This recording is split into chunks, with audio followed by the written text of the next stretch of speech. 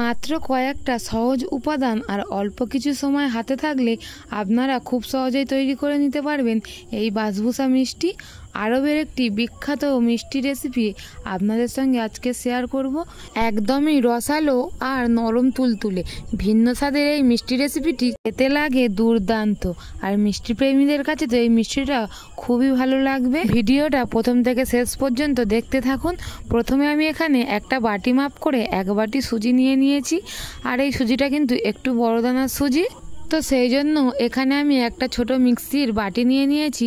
আর এর মধ্যে এখন এই সুজিটা দিয়ে দেব। তো সুজিটা দিয়ে দিলাম। আর এখন এর মধ্যে দিয়ে দেব 2 চা চামচ চিনি।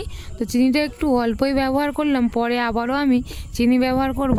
আর দিয়ে দেব 2টো ছোট এলাচ। এখন মিক্সারের ঢাকনাটা বন্ধ করে খুব ভালোভাবে একটু এটা ঘুরিয়ে নেব। এই যে দেখুন ঘুরিয়ে নিয়েছি আর গুঁড়ো গুঁড়ো হয়ে গেছে, একদম কিন্তু মিহি গুঁড়ো হয়ে যায়নি, একটু এখনও দানা দানা ভাব আছে। ঠিক এই রকমভাবে একটু গুঁড়ো করে নিতে হবে। এখন একটা বড় বাটির মধ্যে এই যে গুঁড়োটা ঢেলে নেব। আর এর মধ্যে দিয়ে দেব একটা, যে বাটি পরিমাণে সুজি নিয়েছিলাম ওই বাটি মেপে 1 বাটি দুধটা দিয়ে খুব ভালোভাবে সুজিটার সাথে মিশিয়ে নেব। আর মেশানো হয়ে গেলে এর মধ্যে দিয়ে দেবো একই বাটির মাপ করে 1/2 বাটি টক দই। এই বাসবুসা মিষ্টির মেন উপকরণ হলো এই টক দই। টক দইটা দেওয়ার কারণে কিন্তু একটু ভিন্ন স্বাদের খেতে লাগে। তো টক দইটা দিয়েও খুব ভালোভাবে আরও একবার এটাকে মিশিয়ে নেব। তারপর এর মধ্যে যোগ করব 3 চা চামচের মতো নারকেল কোড়া। তো আপনারা এখানে ড্রাই যে নারকেল গুঁড়োটা হয় ওটাও দিয়ে দিতে পারেন, আমি এখানে ফ্রেশ নারকেল কোড়া দিয়ে দিয়েছি। খুব ভালোভাবে ব্যাটারটাকে এখন মিশিয়ে নেব একসাথে। তো এই পর্যায়ে যদি আপনাদের ব্যাটারটা একটু শক্ত শক্ত হয়, জল কিংবা দুধ দিয়ে দেবেন। আমার এখানে ব্যাটারটা কিন্তু একদমই পারফেক্ট হয়েছে।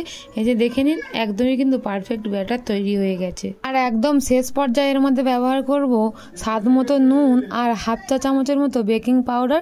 এখানে কিন্তু বেকিং সোডাটা দেবো না। তো খুব ভালোভাবে এই দুটো উপকরণ আবারও মিশিয়ে নেব।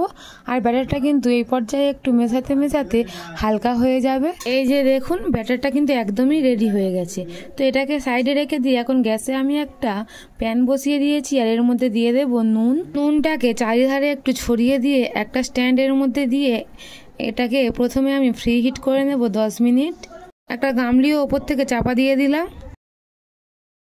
ততক্ষণ এটা এদিকে ফ্রি হিট হতে থাক। আর আমি মিষ্টির যে ব্যাটারটা তৈরি করেছি ওটা একটা পাত্রে ঢেলে নেব। তো প্রথমে এর মধ্যে দিয়ে দেবো একটু সাদা তেল।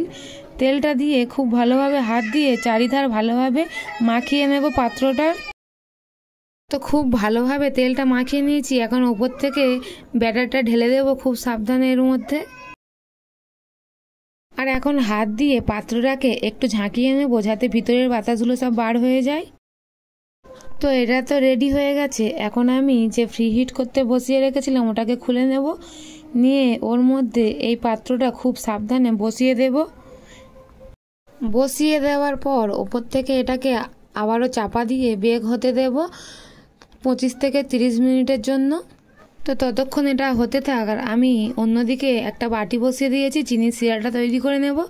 প্রথমে এখানে একটু চিনি দিয়ে দিয়েছি। আর এর মধ্যে দিয়ে দেব অল্প একটু জল। এখানে যতটা চিনি নেবেন তার ডবল কিন্তু জলটা দিতে হবে। তো তারপরে 2টো এলাচ দিয়ে খুব ভালোভাবে চিনিটা গলে যাওয়া পর্যন্ত ফুটিয়ে নেব। তো চিনিটা গলে যাওয়া পর্যন্ত এখানে ফুটিয়ে নিতে হবে। এখানে কোনো রকম চিনির 1 তার কিংবা 2 তার শিরা তৈরি করলে হবে না। তো এটা দেখুন খুব ভালোভাবে ফুটে গেছে আর হালকা একটু চেটচিটে ভাব এসেছে। তো এখন আমি এটাকে নামিয়ে নেব। চিনির শিরাটা নামিয়ে রেখে দিয়েছি। আর এখন 30 মিনিট হয়ে গেছে। আমি এটাকে খুলে দেখে নেব মিষ্টিটা কত দূর হলো। আর এই যে দেখুন, আর এই মিষ্টিটা কিন্তু একদমই আমার হয়ে গেছে। এই যে দেখুন একটু শক্ত শক্ত হয়ে গেছে ওপরটা। তো আমি একটা কাঁটা চামচ নিয়ে দেখে নেব যে ভিতর পর্যন্ত মিষ্টিটা একদমই হয়ে গেছে না। মিষ্টিটা কিন্তু হয়ে গেছে। এখন আমি নামিয়ে মিষ্টিটাকে হালকাভাবে একটু ঠান্ডা করে নেব। তো হালকাভাবে ঠান্ডা করে নিয়েছি। এখন মিষ্টিটাকে একটু পিস পিসভাবে কেটে নেব ঠিক এই রকমভাবে।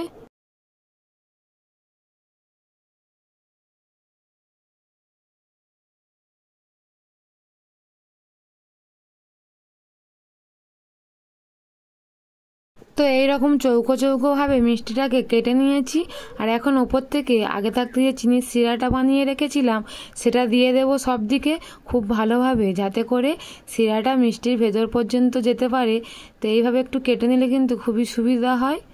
তো তারপর উপর থেকে একটু কোরানো নারকেল ছড়িয়ে দেবো, যাতে এটা দেখতে ভালো লাগে আর খেতেও ভালো লাগে।